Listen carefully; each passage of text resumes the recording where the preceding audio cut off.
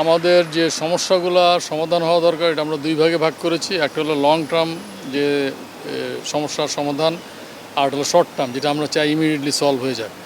জ্বালানি নিয়ে আমরা কথা বলেছি। উনি বলেছেন যে আগামী 1 বছরের মধ্যে জ্বালানি ব্যবস্থার যে উন্নয়ন হচ্ছে সেটা দৃশ্যমান হবে 1 বছরের মধ্যে।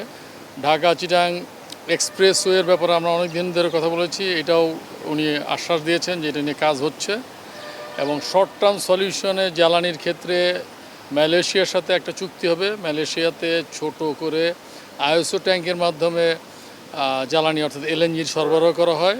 সেটা ইন্দোনেশিয়ার সাথে ওরা যেভাবে কাজ করে বাংলাদেশের সাথেও সেটা নিয়ে কাজ করছে জ্বালানি মন্ত্রণালয়, এই আশ্বাস দিয়েছে।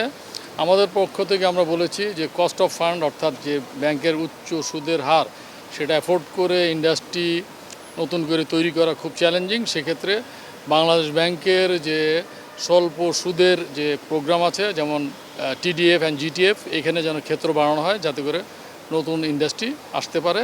আমরা ধন্যবাদ জানিয়েছি সরকারকে যে 20,000 কোটি টাকার যে প্যাকেজ দেওয়া হয়েছে শিল্পে যারা ক্ষতিগ্রস্ত বা বন্ধ হয়ে গেছে তাদেরকে চালু করার ক্ষেত্রে। নতুন করে যে ইনসেন্টিভ 1.5%-এর জায়গায় 5% করেছে সরকার, সেই ব্যাপারে আমরা সরকারকে ধন্যবাদ জানাচ্ছি।